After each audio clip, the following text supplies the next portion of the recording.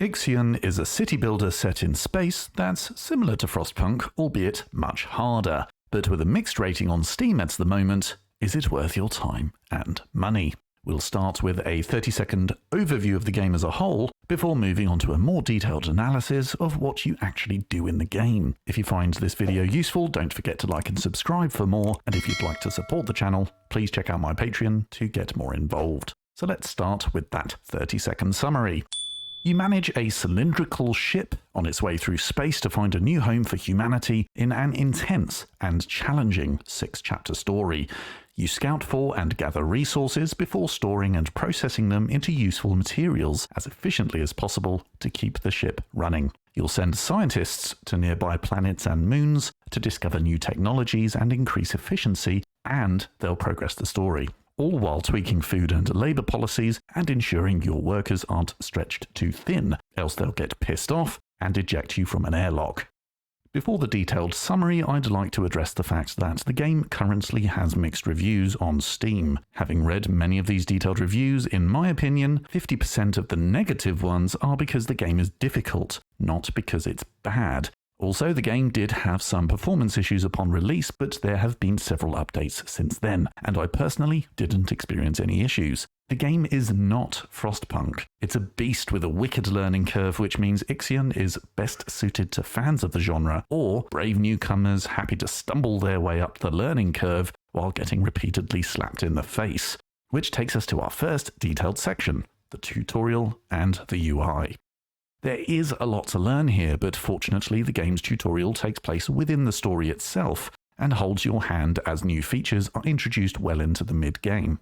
It mostly involves reading a few sentences about a subject and letting you figure out the rest. It's not an immersive tutorial seamlessly woven into the story like Age of Empires 4, there's a lot of reading, but considering how much there is to learn, it does a decent job. The UI, however, is utterly overwhelming at first, with all sorts of numbers, symbols, blinking lights, and all manner of intimidating things.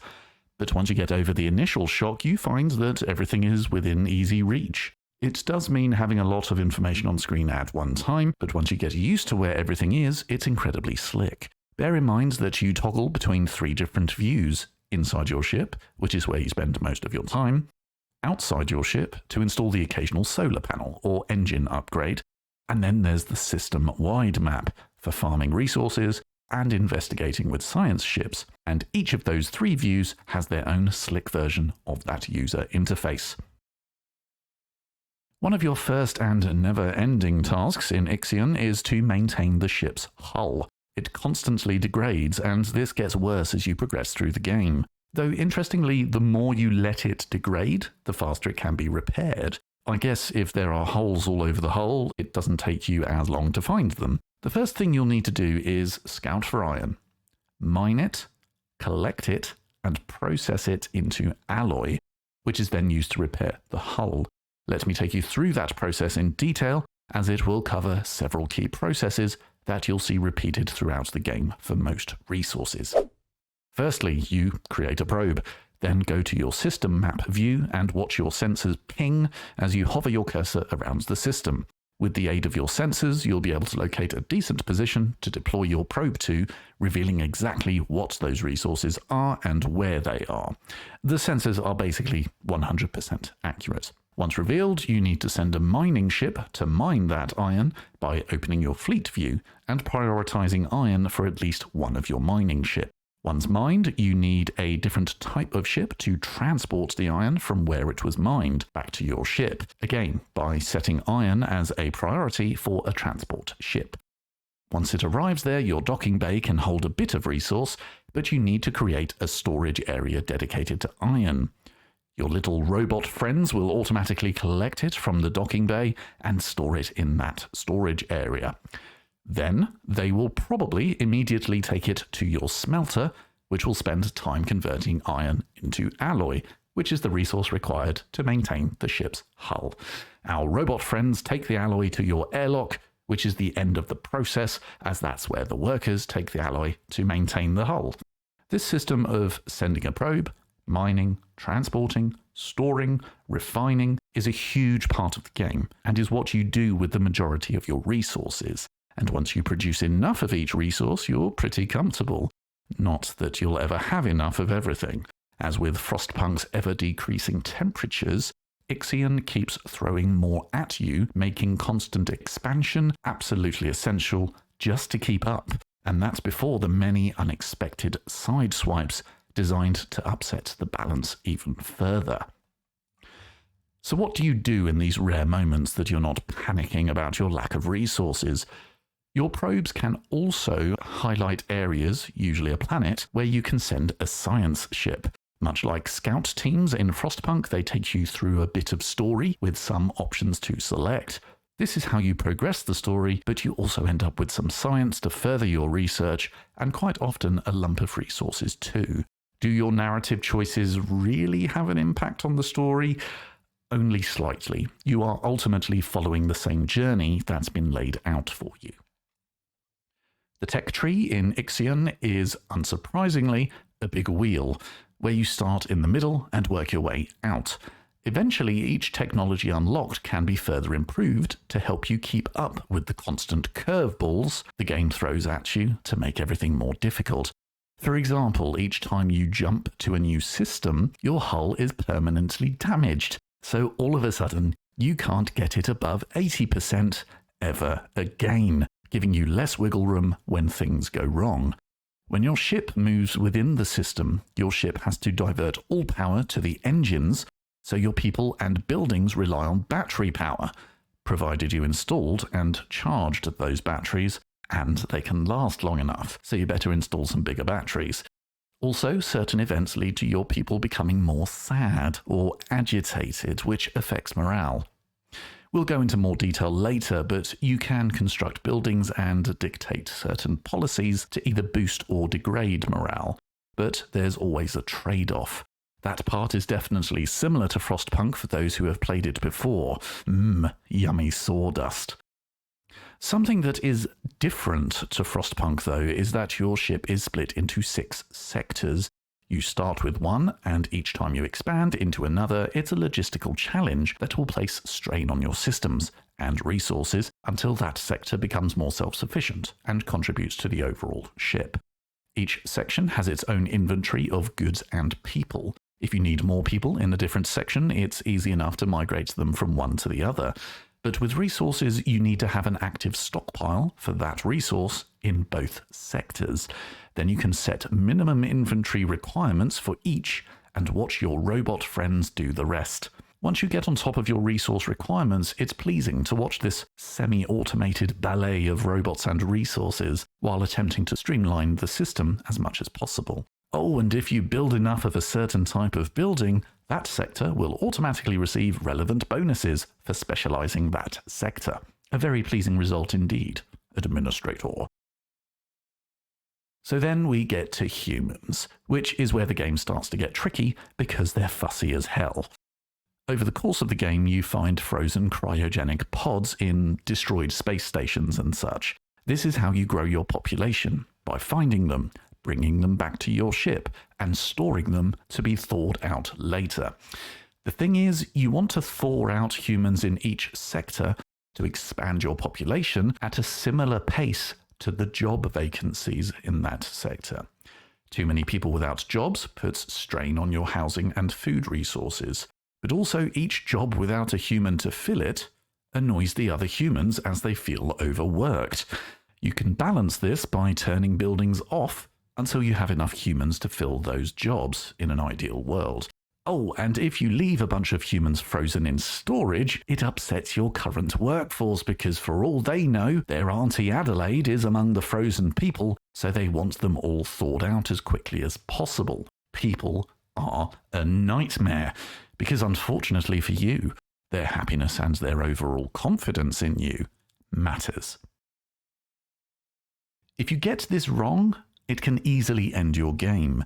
Maintaining your people's trust and confidence, keeping them happy, is one of your most important tasks, and it's very difficult to get yourself out of the death spiral once they start going on strike, and the impact that has on your resources. Much like the permanent reduction in hull integrity as you progress through the chapters, the game artificially introduces negative modifiers that basically piss off your people more and more as the game progresses, forcing you to respond. Keeping them housed, fed, and happy at work is a good start, but there comes a point where you can research and install certain buildings to increase their morale. They take resources to construct, but the real pain is how big they are, as space is at a premium, and I'd much rather be producing food than building a cinema. A bit further into the game, you can start introducing policies, much like the laws system in Frostpunk, to further counteract these negative events. You could introduce an unpopular policy that makes food last longer, provided you've done other things to counteract how much that will piss them off. They also don't like it when you let the hull integrity get too low, but I can understand how seeing holes in the only thing standing between them and the cold embrace of space vacuum would annoy someone. Balancing your resources and the happiness of your people creating those resources is basically what you do in this game. It's a web of interconnected fuckery, it's absolutely brutal, but if you keep on top of it, it's not too bad. Let it start to spiral out of control, and it's probably game over. Just a quick note, the music is absolutely superb, and that's no surprise, as it's written by Guillaume David, who also wrote the Warhammer 40k Mechanicus soundtrack. The voice acting is also decent, but the opening scene with the guy eating the apple, weird as hell, and it meant they needed to add a warning at the beginning of the game for a condition some people have. Yeah, strange decision, but the voice acting is decent, creating a nice level of immersion. So now you know how to play this game. Who would it appeal to? Yes, it is like Frostpunk, but harder. Not that I've completed Frostpunk on the hardest setting, but IXION is a bit brutal at first. Anno 1800 also comes to mind, but if you're interested in any game with detailed resource management and a strong narrative, IXION is worth considering. It's not ideal if you're new to the genre, but definitely a challenge to those who are familiar with it. Bear in mind there isn't much replayability though.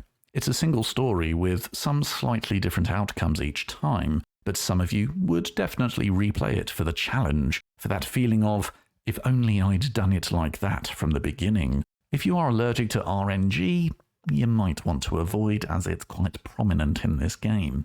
The story takes time to get through, and getting through each chapter feels like a victory unto itself. If you die, and you probably will, the game will restart you from the beginning of each chapter, as if it's designed for you to fail and retry.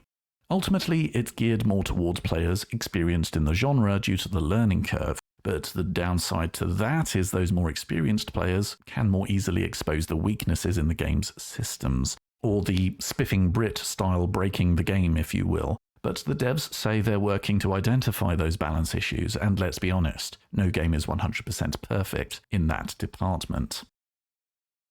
So that's the game, and who it may appeal to, but even so, is it worth the price they're charging?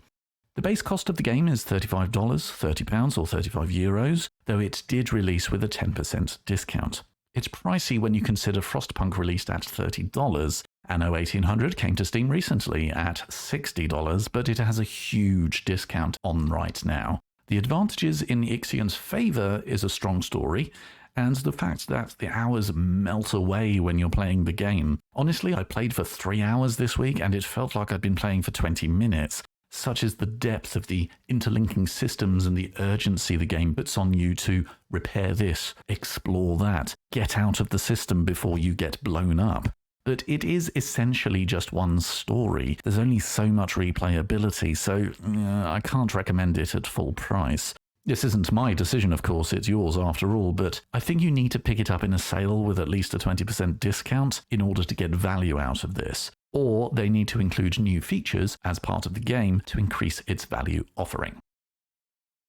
So what can we expect in the near future from IXION?